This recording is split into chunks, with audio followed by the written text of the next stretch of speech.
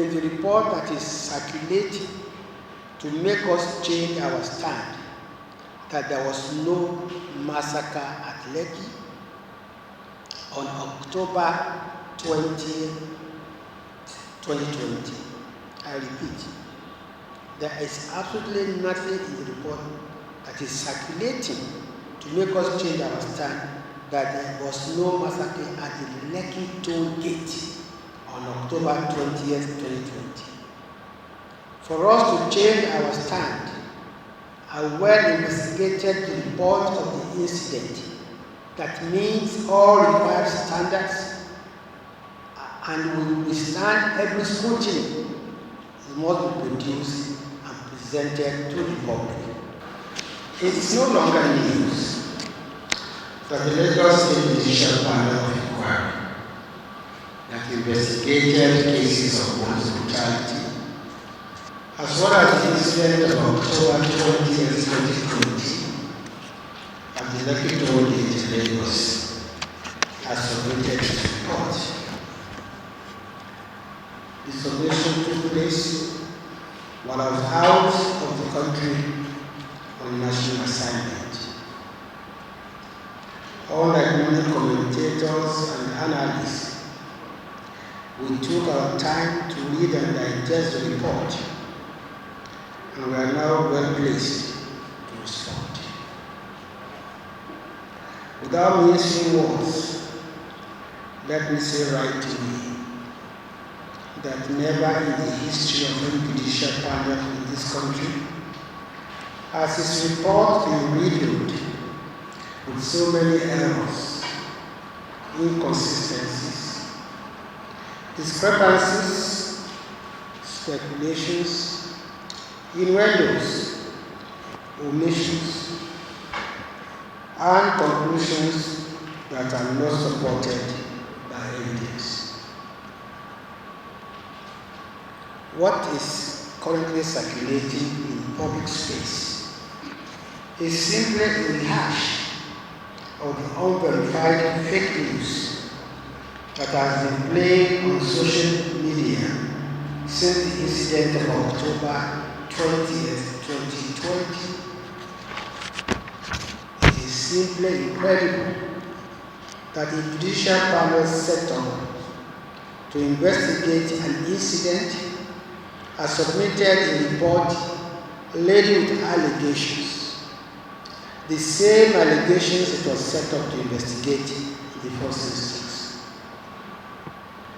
Instead of sitting for all of 1 year, the panel could have just compiled social media tales by the moonlight on the incident and submitted, saving taxpayers' funds and everyone's time.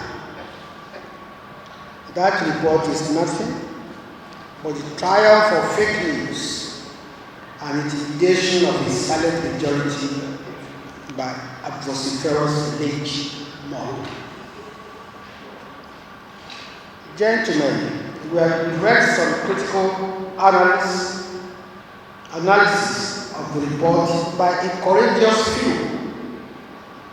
One commentator, a lawyer, said the report raised more questions than answers. Another commentator, a journalist, called it a disgraceful report by a disgraceful panel, saying it reported allegations instead of investigating the allegations. Yet another wondered how a judicial panel could use the words massacre in context and equate such to a massacre. All these and many more have raised valid questions on that report. We salute their courage and refusal to be cowed by the rapidly lynch mob that has been screaming blue murder since the report was released.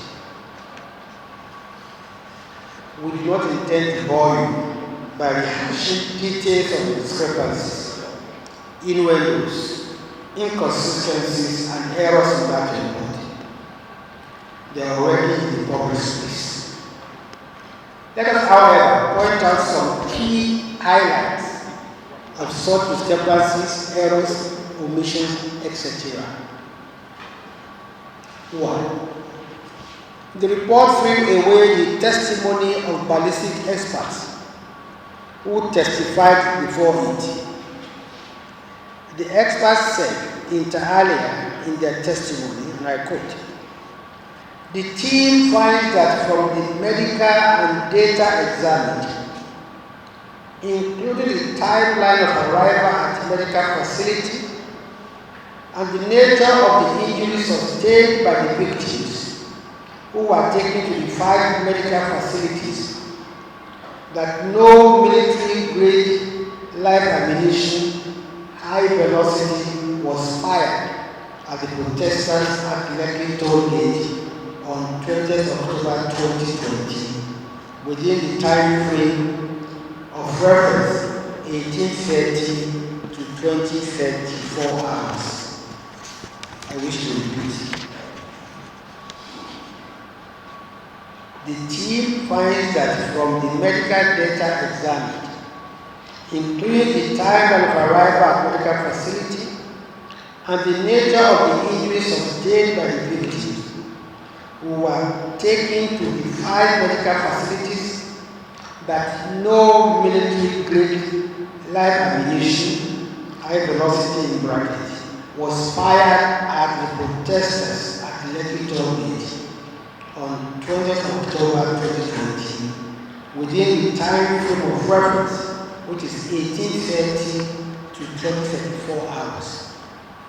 The report continued that the GSW gunshot wounds injuries, 4 in number, between 1905 and 1945 hours, which were examined by the team, can be safely identified as being discharged by either low velocity caliber and or artisanal 12 gauge firearms. Artisanal firearms are locally fabricated weapons. What is however certain, the report continued, is that had the military personnel deliberately fired military-grade live ammunition directly at the protesters, there would have been significantly more fatalities and catastrophic injuries recorded. This was clearly not the case. End of quote. The same panel that said it deemed as credible the evidence of the forensic pathologist, Professor John Obafua, that only 3 of the bodies on which post-mortem were conducted were from Lekki and only 1 had gunshot injury, went on to contradict itself by saying 9 persons died of gunshot wounds at Lekki. 3.